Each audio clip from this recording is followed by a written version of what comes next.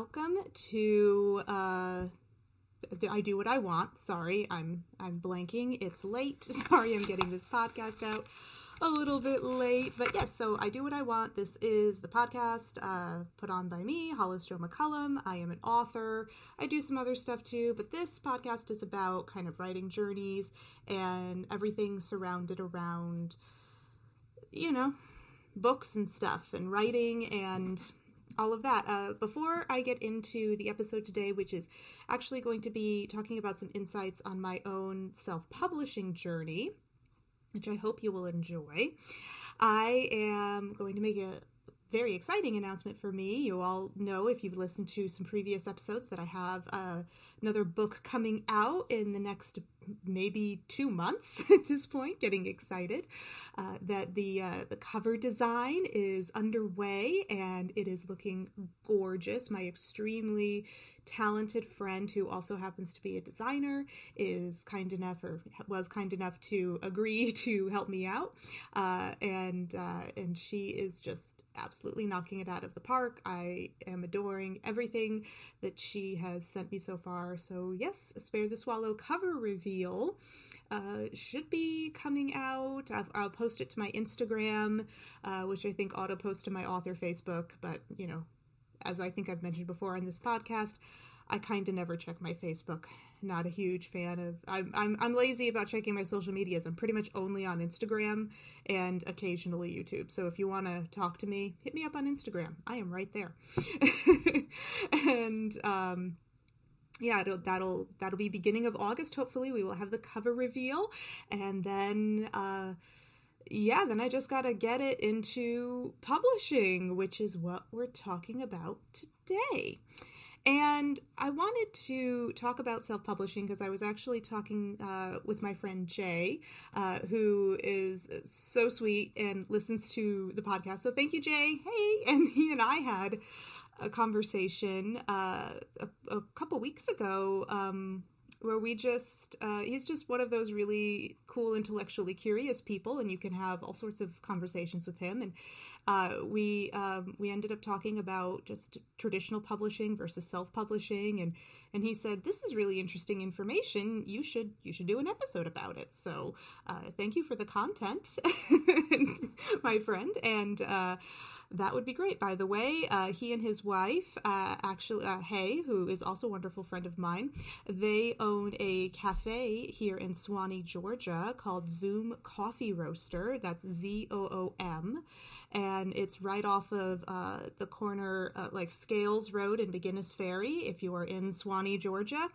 The coffee is amazing. The baked goods are absolutely delicious. And if you're around, I strongly recommend visiting, because they're wonderful people.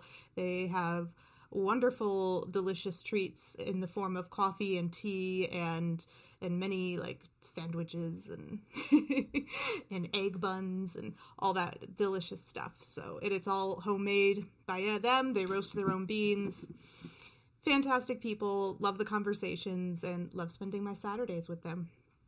So what is self-publishing? First and foremost, self-publishing is, self-publishing versus traditional publishing. That's a little easier to explain. So traditional publishing is what we all probably imagine, right? We think, okay, so author, writer does books, and then they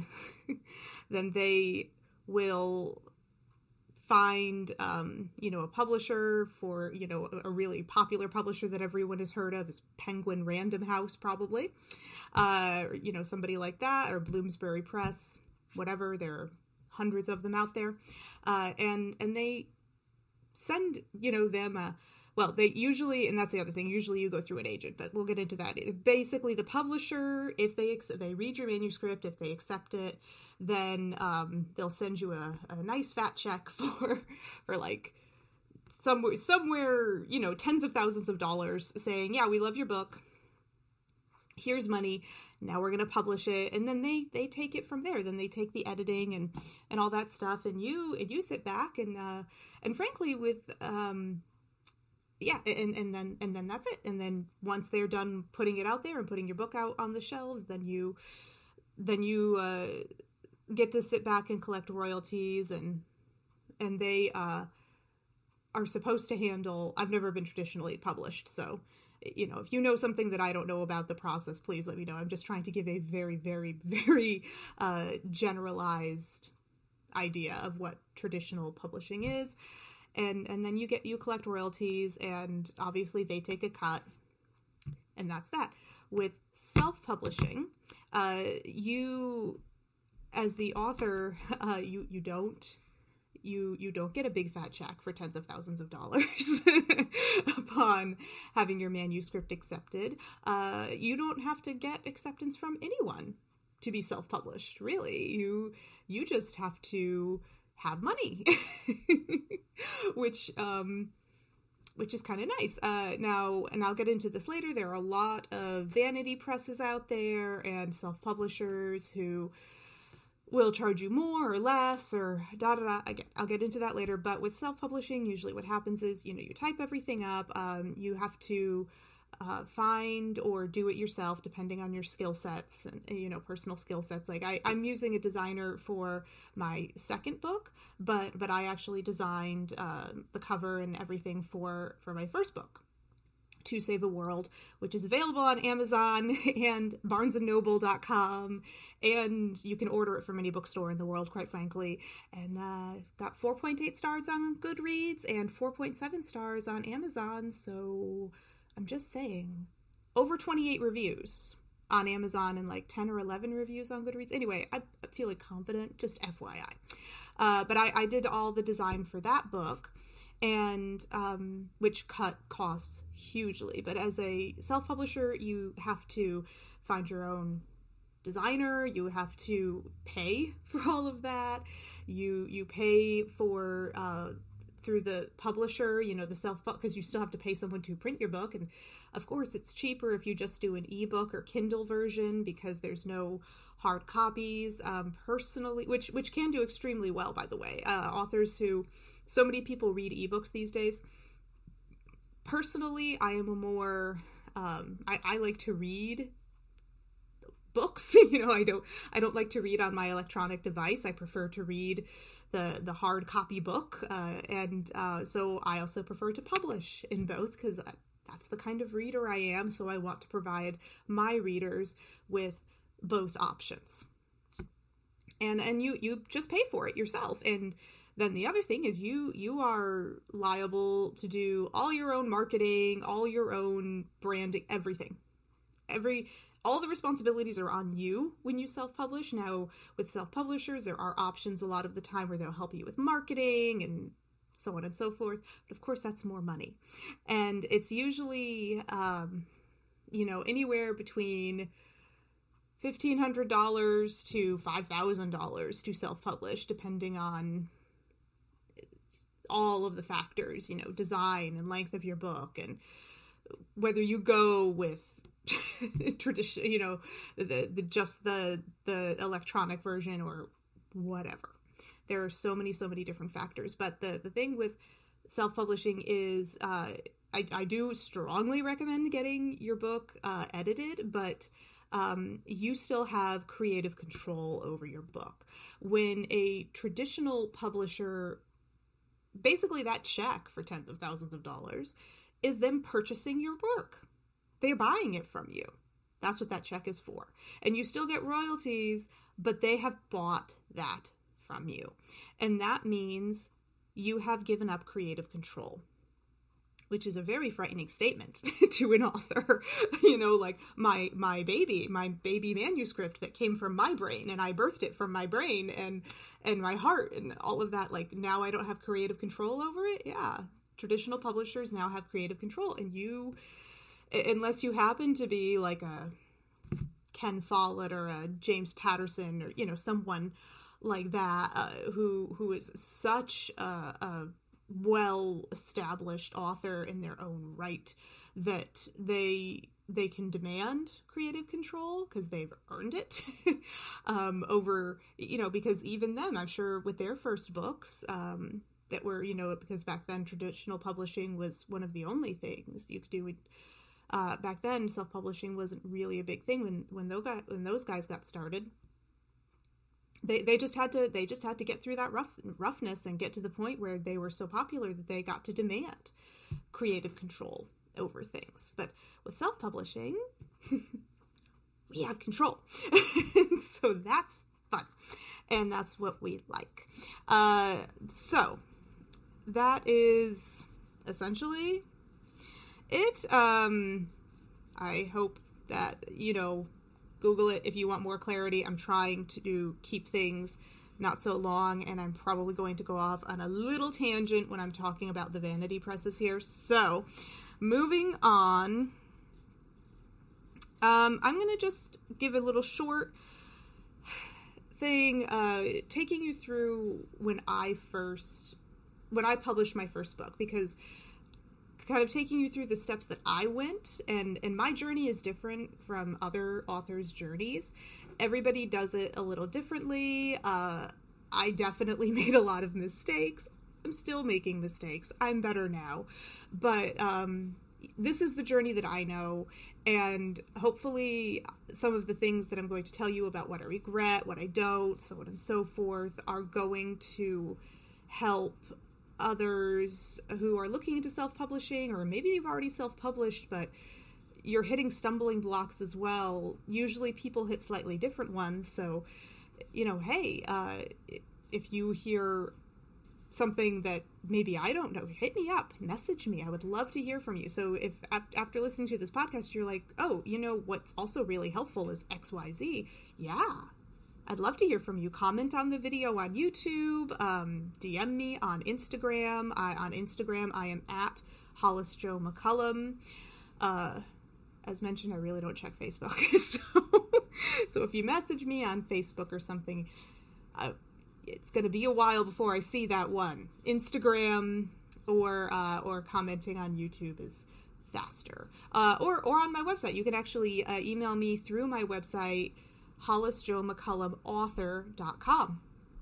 And I would love to learn more. So if you know something I don't, or if you just have questions for me or whatever, just let me know. I'd love to hear it. So when I was ready to get Too Safe for World published, of course, I had the dream of having it traditionally published. I think a lot of first-time authors, they have their or first time, you have your manuscript in your hands, you finished it, it's so awesome, and it's a huge accomplishment. Even if you never publish, by the way, just finishing a manuscript, finishing a book, that's huge. That's a big deal, and you should be really proud of that. So even if you never want to publish it, or you never end up doing so, just understand that you've already accomplished a big thing, and that's wonderful, and congratulations to you. So when I first started, I decided the first thing I did before I even started sending out query letters or anything else, which, by the way, at this point, very clueless person. FYI. I looked into it a little bit, but I was super clueless, just to let you know. I was like a little babe in the woods, as far like many first time authors. And I decided to get my book officially copyrighted through the Library of Congress, which really easy to do. I did it through LegalZoom because they just handle all the paperwork. It was about, that was the first time I did it a few years ago. That was about like $70. I think inflation has happened, because that was, I want to say that was like 2014 that I got it copyrighted, but it made me feel better. Talking about the copyright, and I copyrighted my second novel as well. The copyright is actually unnecessary. I do it because it makes me feel better. It makes me feel like my intellectual property is safer. It just makes me feel more fortified against anyone who, not that I don't think I've ever run into a situation where someone has tried to steal my work at all, but I have friends who have had issues with that, who are, artists as well as writers and things. And, just little here and there's where everyday people who sometimes don't even realize what they're doing will take your intellectual property and use it and plagiarize it and put it on a CD cover or something, and then you're like, whoa, you don't have permission to use that, and I feel like having that copyright just gives me a stronger standing in case anyone ever did, which I don't think they ever will. But yes, that it just made me feel better, and honestly, $100 for peace of mind, to me, well worth it.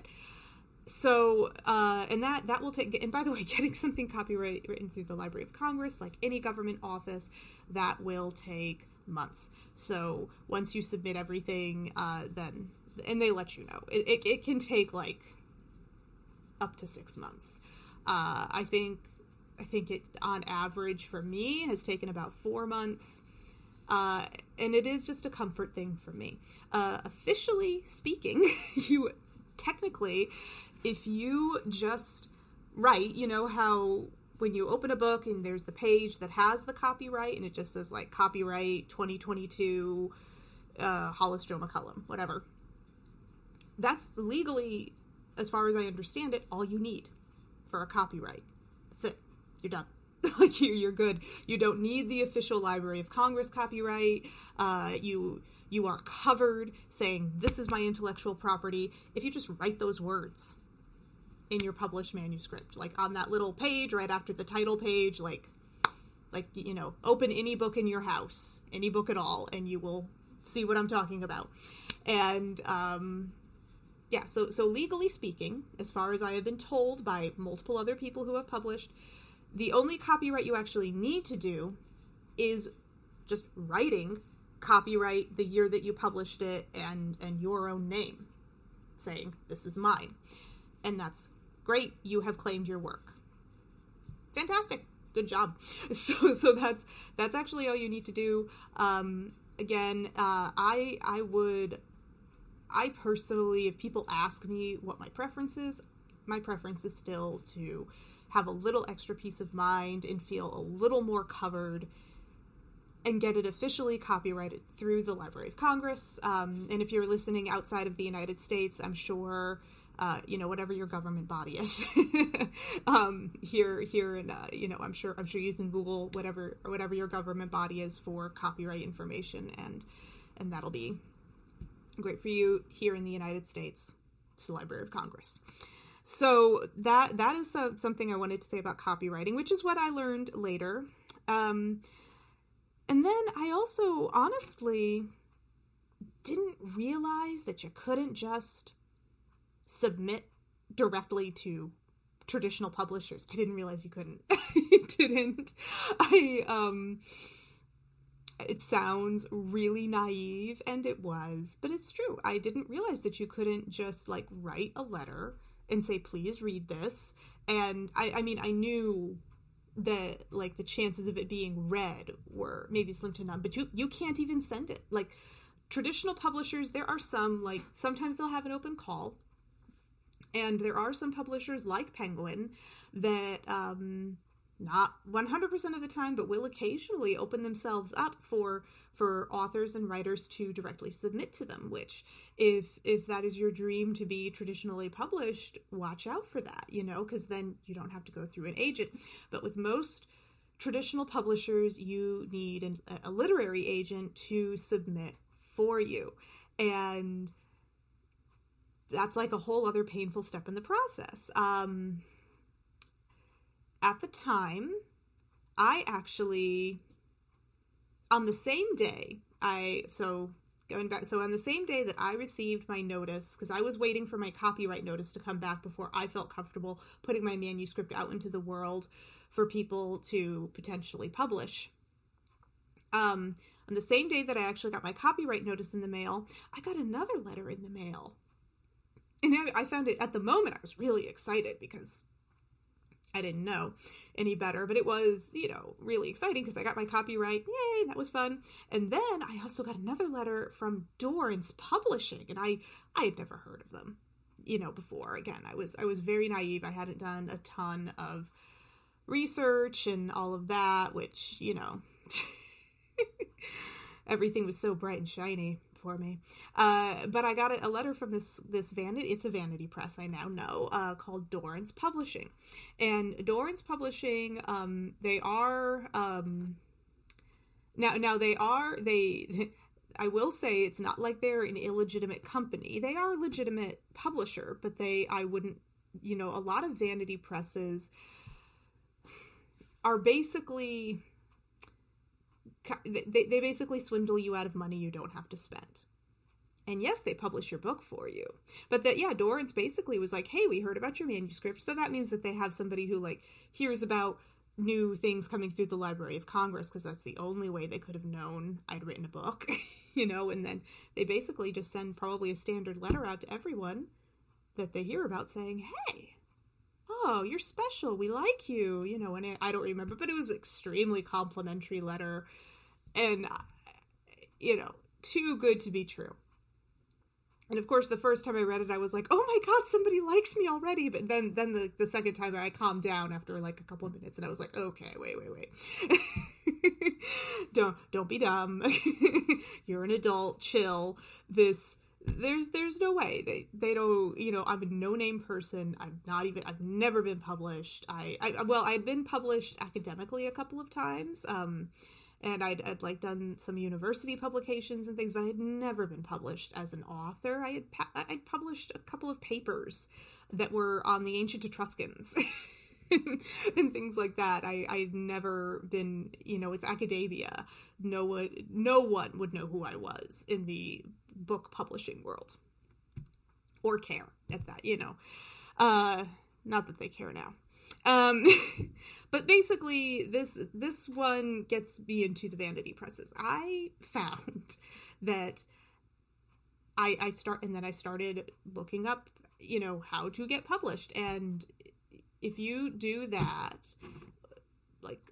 these vanity presses, like Dorrance Publishing, I wrote a list, Tate Publishing, Ex Libris. These were three that actually called me a lot, but they send you letters. They'll call you on your phone, and they pitch to you. They're like, oh my God, we heard it's so awesome, ooh, wow, you sound like such a great writer, you sound like the next new thing in books. And they're very splashy and schmoozy and all that stuff, and they're just. And they'll tell you things like, I had the one of the representatives from the vanity press Ex Libris swear to me that Piers Anthony published with them. And Piers Anthony is a very well established fantasy author. His heyday was kind of in the 80s as far as when his books were being released and everything. I read a lot of his stuff. The Incarnations of Immortality series that he did was really cool. The Xanth series, he's got a lot of great books. But if you haven't heard of Piers Anthony, he's really fun fantasy author, fantasy or sci-fi. If you like that stuff, I recommend it. But they were telling me that he published with them, and I was like, why would Piers Anthony do that? Piers Anthony, he's one of those guys that's got publishers. He's at least in the fantasy genre, he's got enough. He would have creative control. He would have all of that. He wouldn't need you. Why that? So they were trying to butter me up and trying to get me to trust them. But that statement, because I knew better, but because I was because I was learning and I was honestly trying to learn, I would talk to them on the phone when they would call me, and I would say, okay, well, what's your process? What happens? And I would get it all, and it was, and it was the same spiel every time. It was just compliment after compliment. And frankly, a lot of vanity presses you have to watch out for. I do want to say, I know Dorrance Publishing in particular, there is something, they're pretty shady. And I have a little list of some, like, the most shady vanity presses to watch out for that I Googled for this podcast for all of you. And they are one of the more shady ones. And one of the things that, like, they will take your book, they will charge you like $5,000 or something. That's what they were quoting me, like $5,000 or something around there, which is ridiculous. and that's to publish, then, in paperback and ebook. And they said, oh yeah, we'll do like one press release for your book after it's published, which is just one press release, really $5,000. They'll do the cover design. They all claim their designers are amazing, which they're, I'm sure there are some good designers who work for vanity presses, but, And then you also have, the really important thing that I'm trying to get to is something called the ISBN number. Authors will know exactly what this is, but the letters are I as in intelligent, S as in Sam, B as in Benjamin, N as in Nancy, ISBN. And that is the that is the international identification number for your book. So, for example, there's something called the Ingram List, which is the international, like, register of published books. And when someone wants to purchase your book, like a Barnes & Noble, for example, or any bookstore anywhere, they will look it up by the ISBN number. And that's how they find you, and etc. The thing is, something that I learned is that whoever owns that ISBN number, which, by the way, should always be the author. The person who owns that ISBN number should always be the person who wrote the book. And at least that's my personal, in traditional publishing, actually, the publisher probably owns that ISBN number because the author gives up creative control. But the person who owns the ISBN number has creative control over the book and has control over the sales. They're the ones who can control where the book is available, how it's available, everything, which is a really, really, really, really big deal. So, say in my lovely dreams that To Save a World becomes something that maybe people want to read in Spanish, which is not available in Spanish right now, because I wrote it in English and I don't speak Spanish. So I'm a good tourist, but I don't actually, I can't, but you would then say, oh, well, if Spanish speaking world wants my book, then you'd want to get it translated into Spanish and then distribute it there, right? I can't do that unless I own the ISBN number. Can't. Even though it's my book. If I don't own that ISBN number, I can't have it translated into another language and distributed in another language. I can't.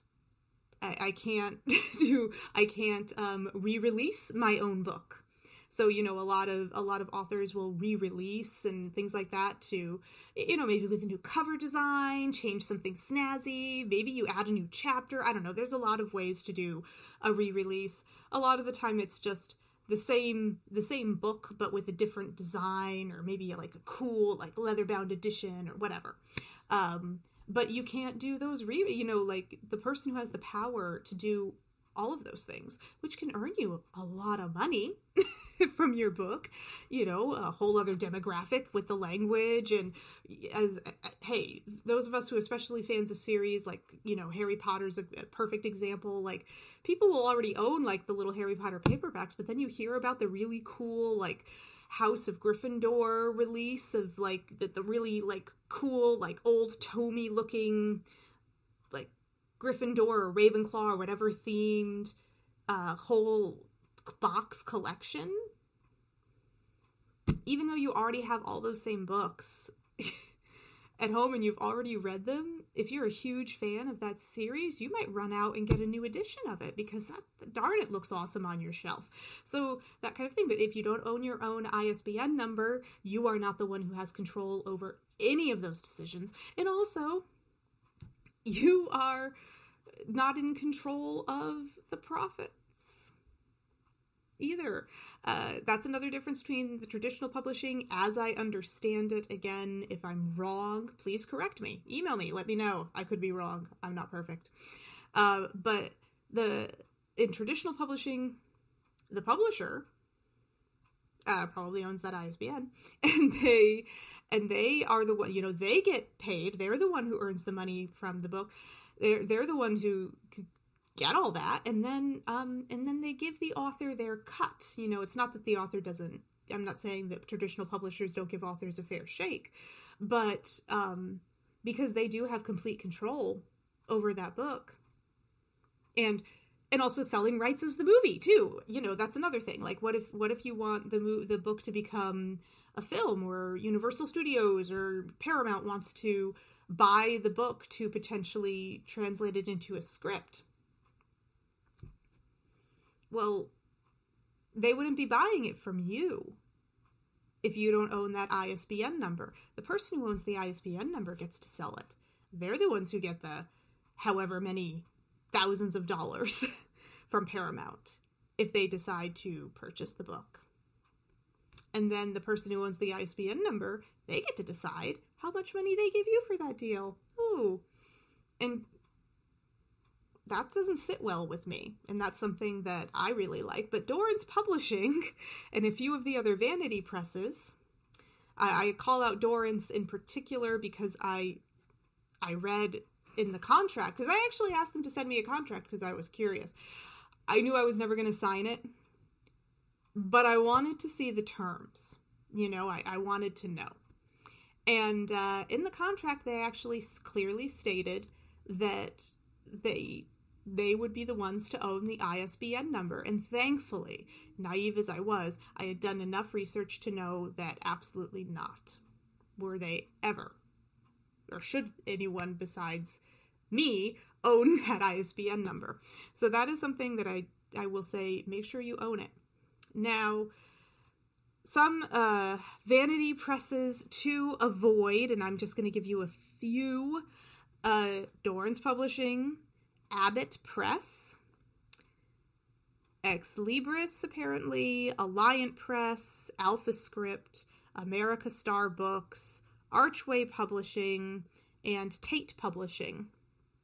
Which, by the way, Tate Publishing, they market themselves as like a super Christian, publisher, and they rely a lot on that sort of thing, and yeah, but they're one of the scammers. Now, that all said, I actually did end up going with self-publishing through a vanity press called Page Publishing for my first book. I wouldn't do it again.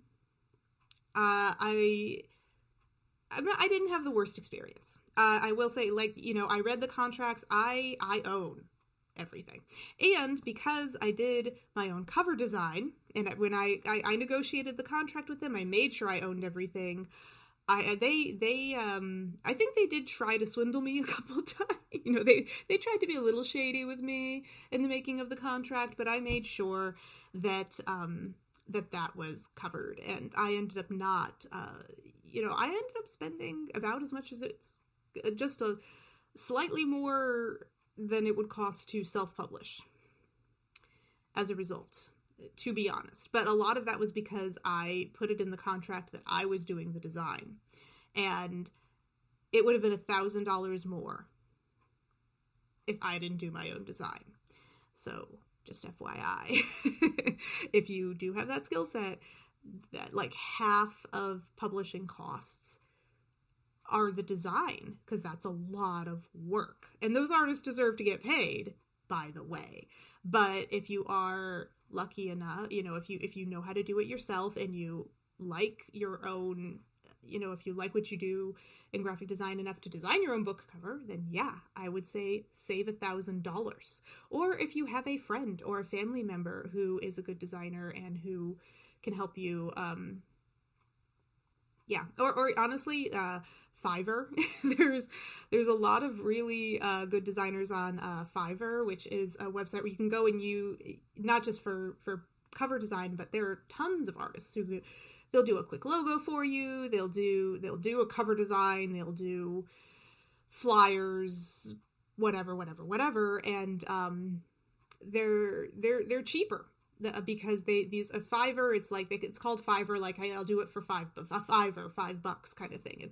And a lot of it costs more than $5, but a lot of them will do something quick for a lot less money. And a lot of the people on Fiverr are, they're probably graphic design students who are still in school, just trying to make a little bit of extra money, and they don't have the experience yet to charge more, once they get a little more experience under their belt, that sort of thing, then yeah, they're going to start charging the hourly rate that actually pays the bills and that sort of thing. But that's a good resource for you if you're looking for inexpensive design work, because there are some really talented people on there, and if you can find them and get them before they have the experience to charge more money, then kudos to you. Another really amazing resource is called reedsy.com, reedsy.com, and this is self-publisher's dream. I'll get a little more into that, but designers for page layouts, cover design, all of that, that's something Reedsy can help you with, as well as basically anything having to do with the self-publishing process. So they're an excellent resource, and I will mention them again at the end of my spiel here. So I ended up going with Page Publishing. I negotiated the contract, which I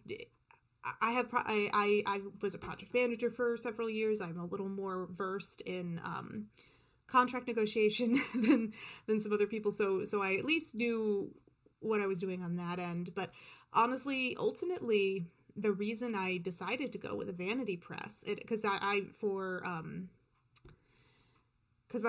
had it copywritten in early 2014, something like that, April, I want to say, and then I was published in 2017, July of 2017, when the book was officially published.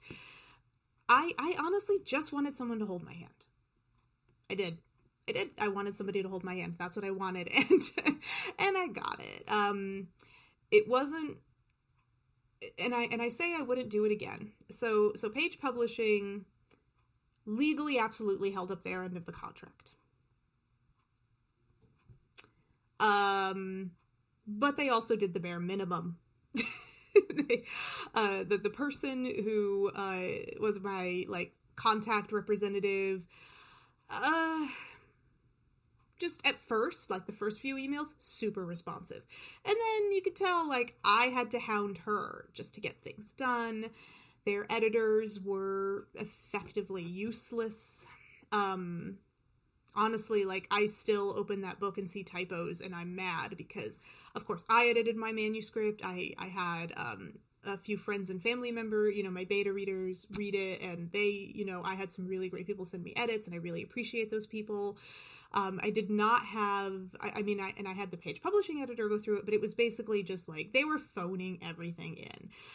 All of the stuff they did, I feel like they were super duper lazy. And yes, technically they upheld everything they said they were going to do in the contract, and I'm really glad I negotiated it down to half of what they originally wanted to charge me.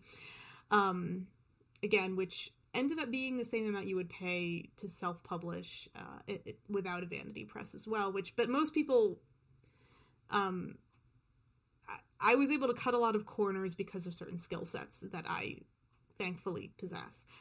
Most people aren't necessarily going to have those corners that they can cut so readily. And honestly, I would have been like, for the amount of work that I put in with them, they were just phoning it in. They weren't, I didn't feel taken care of in the way I hoped to feel taken care of. And again, they didn't violate any terms of the contract. They did everything that they said they were going to do. They pushed marketing packages at me, like, please buy this marketing package and we'll be better. And I just went, no, I'm not going to. And I didn't. And the book was, the book was published. It was released. They told me they were going to do a press release to like over 100 publications, which they did. But it was like one press release. And that was it, and they were like, yeah, if you want us to get you any radio or podcast interviews, it's $300 a pop and that kind of thing. And I'm like, I could just go on LinkedIn or Facebook and like ask the podcasters directly if I can be on their shows, which I did a lot of, and I've been on over a dozen radio and podcast shows because I just asked. I just got on LinkedIn and I asked them if I could be on their show, and if they liked what I had to offer as a guest, they had me on their show.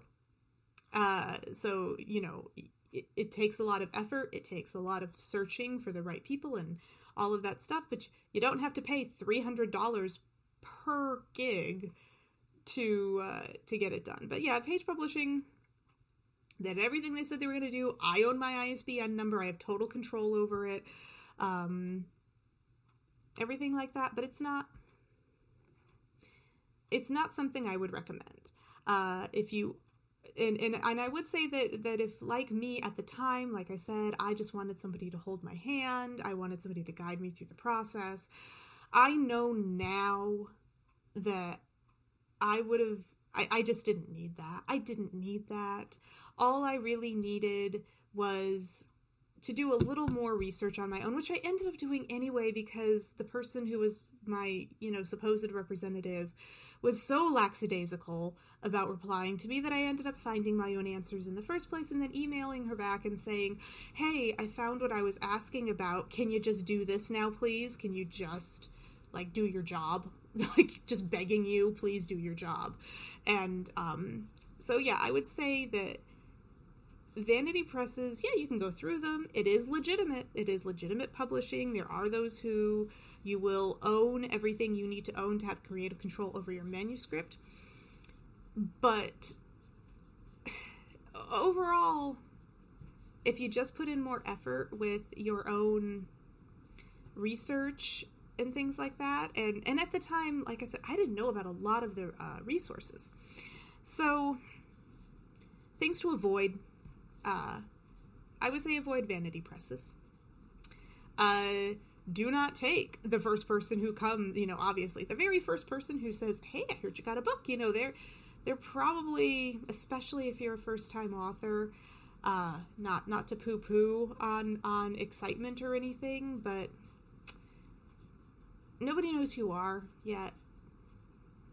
And unless the person who is coming to you and saying, hey, I've heard of you, and so on and so forth, unless that person happens to be a family or friend, a family member or friend who happens to work in the publishing business, and maybe you just have an insider, if they're a stranger and they're saying that, then that means that, just through Google algorithms and whatever, they know that you're a first-time author who's trying to get published, and they're probably just looking to prey on you.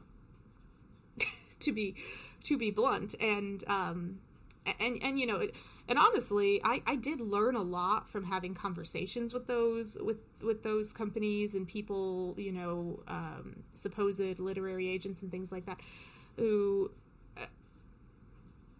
like, I learned, I'm not saying don't talk to them, because I actually learned a lot from those conversations, but don't take what they're offering.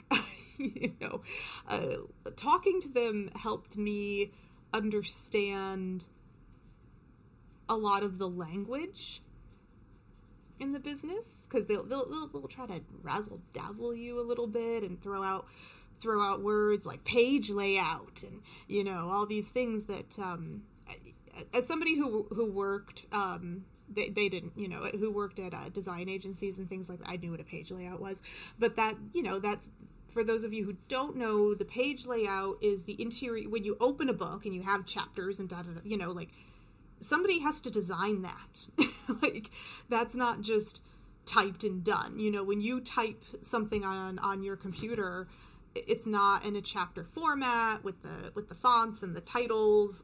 You know, like, everything has to be formatted, designed, fit to the page. If there are any graphics at the beginning of chapters, that's all design work right there, which again is another reason why design is like half of the cost of publishing, because it's not just the cover, it's the entire interior of the book, and even the cover page. And, you know, if you're like a fantasy author like me, and you or in a history, if you have a book that has a map or any sort of graphic in it, or illustrations, like children's book authors especially,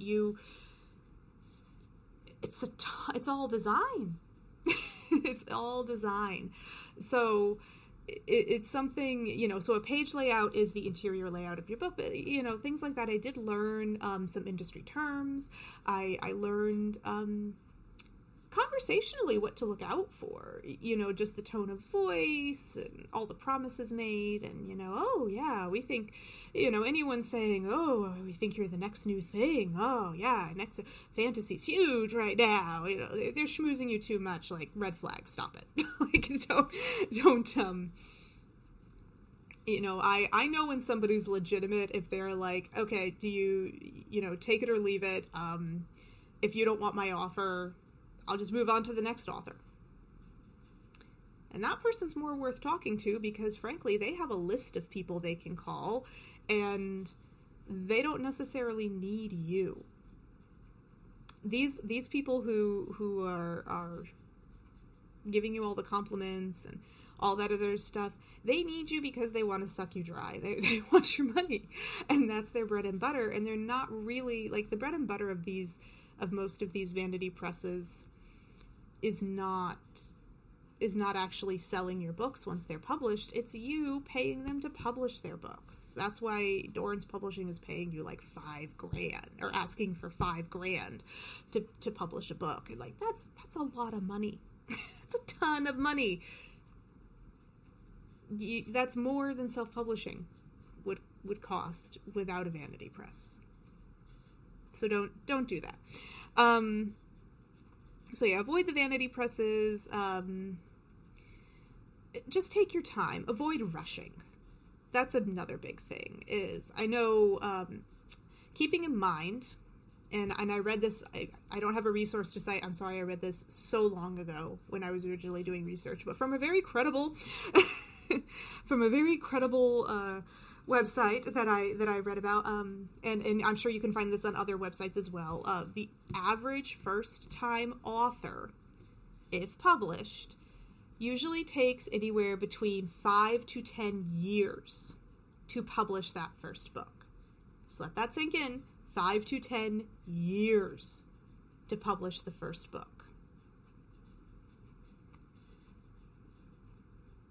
That's how long it can take to get somebody to believe in you.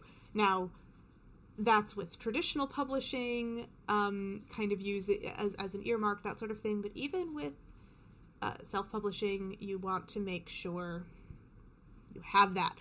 So, you know, you want to make sure you do your research. And the book, I would have hired a professional editor to do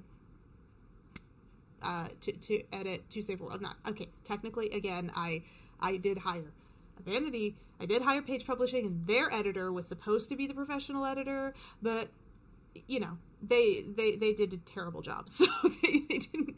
I happen to be a TEFL certified teacher. I'm not, which is different. You know, I'm a teacher of English as a foreign language.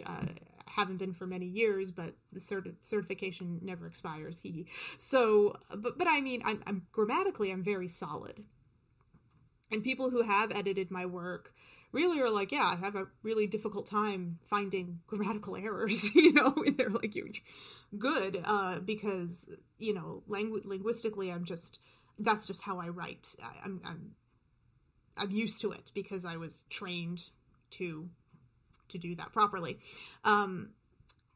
But, you know, I'm a human, and typos happen. I misspell words. And of course there's tools like Grammarly. Of course, everyone's heard of the Grammarly app, or what, you know, or you can download it to your laptop as well. It's great. It works beautifully. I don't use it all the time, but honestly, it doesn't. Grammarly works more like an editor. I've only used it like once or twice, I'll be totally honest with you.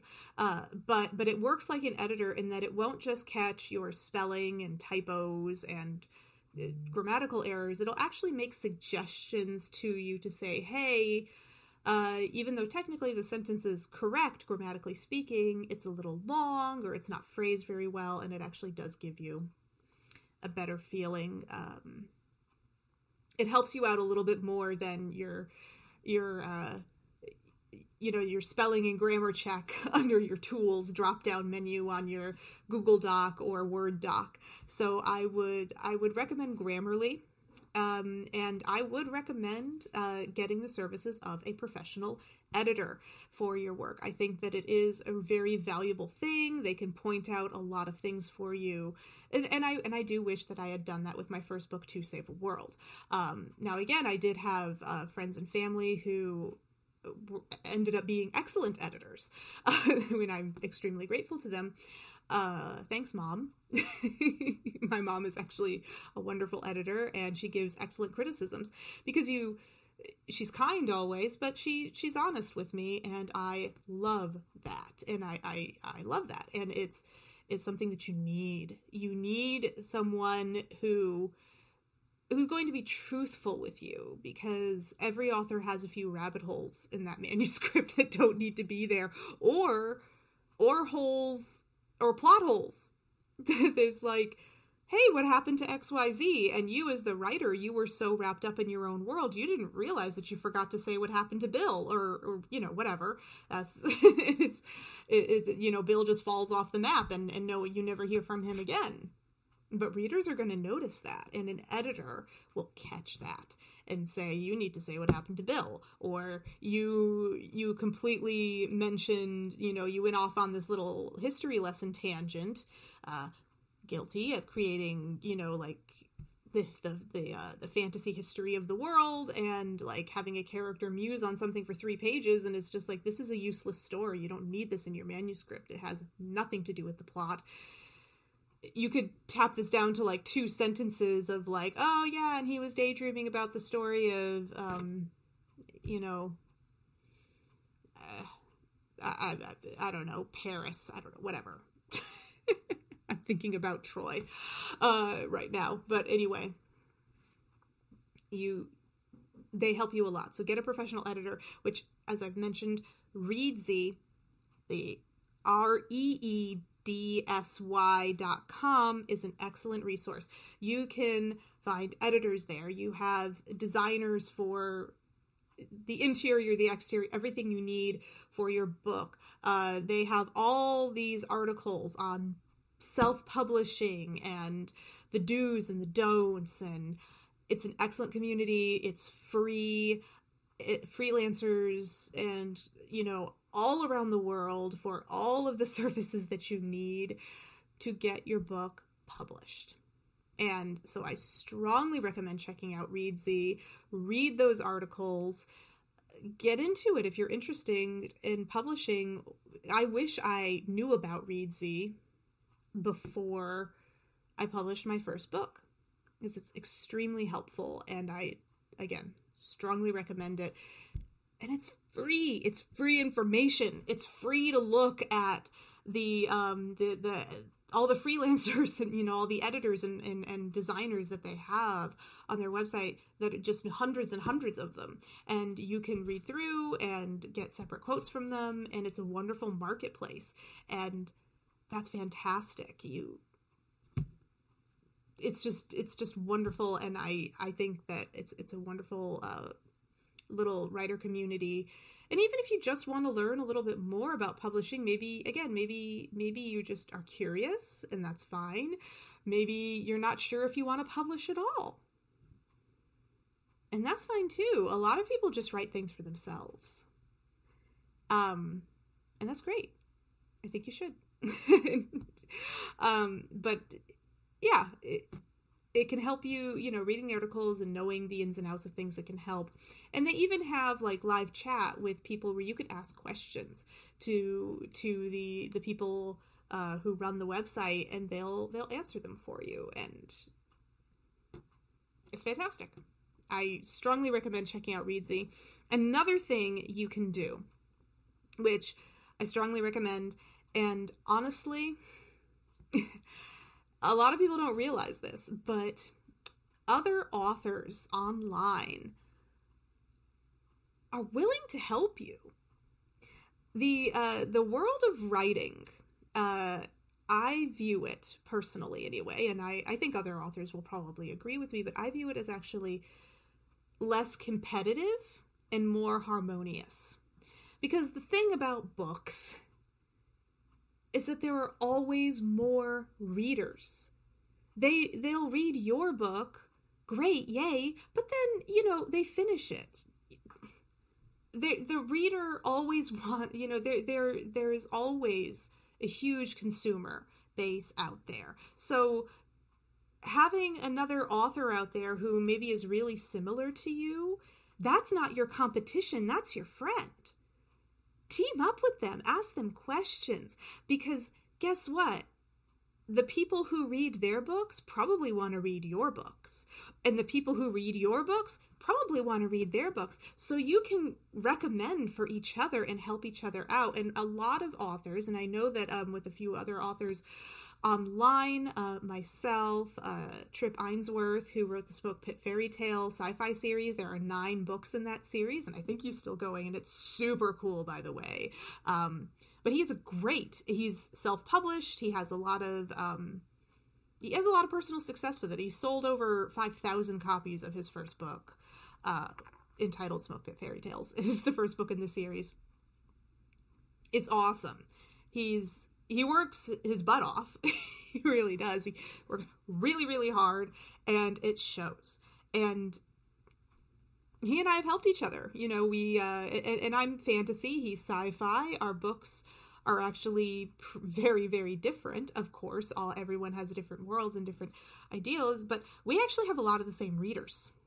And frankly, I've read not all of his books. I'm getting to it, but they are. I do enjoy them, but we get distracted. And he's read my book, and it's great. And other authors like Peter Richardson and other people online other authors are willing to help each other, which is great because the readers always want more, and you as an author are just another consumer. And I know that's kind of mind-blowing, because a lot of the time in other industries, it's like, oh, well, that person's competition, because, like McDonald's and Burger King are competition in the fast food market, right? Because people in food tend to have more brand loyalty, right? And not to say that readers aren't loyal, but frankly, just because you have a favorite author, it doesn't mean you're not going to read someone else's book. So ask the authors online. I get questions, not a ton. I wouldn't mind getting more. Honestly, you can DM me on Instagram. You can ask me. And I've had people just ask me questions. I've had people, and I actually was really excited to, a couple years ago, I helped a really talented writer, and I hope she does publish one day. Her name is Taylor. For her senior project, she was writing a novel, and she has some very creative ideas and really cool world. And I don't want to give anything away, but honestly, very talented. But she just needs some focus. And for her senior project, for her senior year, she wanted to write the book, which she did, and I was honored to be able to help her with that. And help her focus. And, again, I don't know everything, but I have a little bit more experience, and I can tell people how I focus my energies when I'm trying to get a book out. and she did. She got it done, and she made a great grade on that project because, frankly, her writing is great. She really just needed a little bit of focusing and refinement. Her ideas were all hers, and they were stunning. And that's something that authors encourage each other a lot more so than the so-called competition does in other industries, because if we hold each other up, we have more together. Like, it's more beneficial. So yeah, talk to your other author friends online.